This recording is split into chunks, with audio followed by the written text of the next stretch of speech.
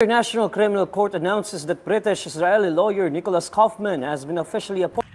It's still us. Hi, sir. The same people. Same people. You'll see the same people. Good Good just go afternoon, in. Philippines. Yes. Oh, yes, indeed. Can you, what do we expect for today with your meeting with the president? I'm going to instruct him on the nature of the case against him, and he's going to tell me how to fight it and to win it. So what are the important matters? Pero alam niyo naman, as a relative, no, as a Filipino citizen, matagal na ang isang araw. Matagal na sa atin ang 2 araw. Pero for lawyers, alam mo, meron yan silang sarili nilang mga timelines, no? Kung paano yung proseso sa loob ng korte. But as a relative, as a daughter, I just feel na, and as a citizen, as a Filipino citizen, masyado nang matagal ang isang araw. I know this is a difficult time for your family, but I just wonder, of course, things were sudden, and I wonder what made you choose Attorney Kaufman as your lead counsel. Parang, ano po ang meron siya, bakit siya? And when did you choose him? Was he chosen for you by the court? Hindi. Ako ang pumili sa kanya. In-endorse ko siya kay President Duterte. Noong nasa ere, si President Duterte, noong kasi sinusundan ko yung airplane niya, nung naintindihan ko na kung ano yung gagawin ng pamahalaan sa kanya, gumawa na ako ng paraan na merong sasalo sa kanya na abogado dito sa The Hague. So, madaming mga pangalan ang pinadala sa akin ng iba't ibang grupo, iba't ibang tao. Meron ding mga lawyers na nag-apply mismo at ginawaan ko siya ng shortlist.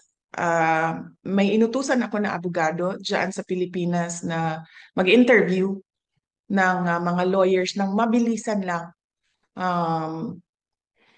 Tapos, si Nick Kaufman ang nasa top 3 ng listahan na yon. And base sa briefer na binigay sa akin ng abogado, base sa interview na ginawa niya sa mga abogado at sa kanyang, ano bang tawag niyan? Vetting, no? Pinili ko si Nicholas Kaufman. And habang nasa ere, si President Duterte, sinabihan siya at sinabihan ko lahat ng may contact sa kanya. Even ako, kasi nakausap ko siya sa telepono, sabihin niya, pagdating niya dito, na si Nicholas Kaufman yung kanyang abogado. Pagdating niya dito, nakasulat sa papel din ang pangalan ni Attorney Salvador Mediadleya at siya yung unang nirecognize ng ICC na abogado, kaya siya yung nandoon sa initial appearance. Pero nakikita ko, no, na medyo hirap si Attorney Medialdea dito kaparte ng kanyang kalusugan. Ilang beses ko siya sinabihan dahil nagmi-meeting kami dito. Ilang beses ko siya sinabihan na pumunta kami sa hospital dahil pangalawang nakikita ko yung hirap siya sa paghinga, hirap siya sa mukha siyang stressed na masyado na dahil sa edad niya siguro. Sinabihan ko siya magpa-hospital kami, pero umaayaw siya dahil nga tumutulong siya kay dating Pangulong Duterte. At yun na nga, inabutan na siya ng pangalawang collapse niya doon sa detention center at ngayon ay hindi na siya pinapalabas ng doktor sa hospital. Kaya malamang ang magiging desisyon din niya ay mag-withdraw dahil kailangan niya tutukan ang kanyang kalusugan.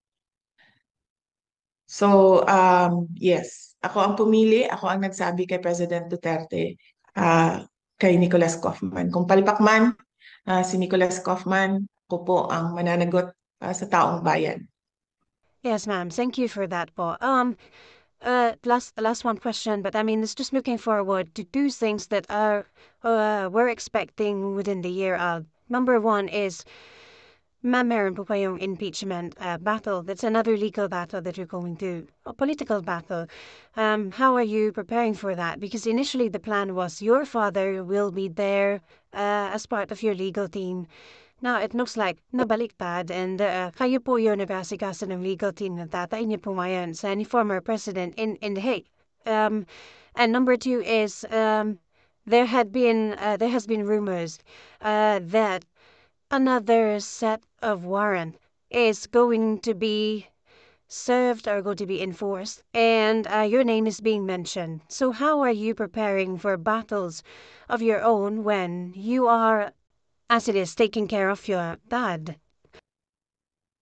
Yes.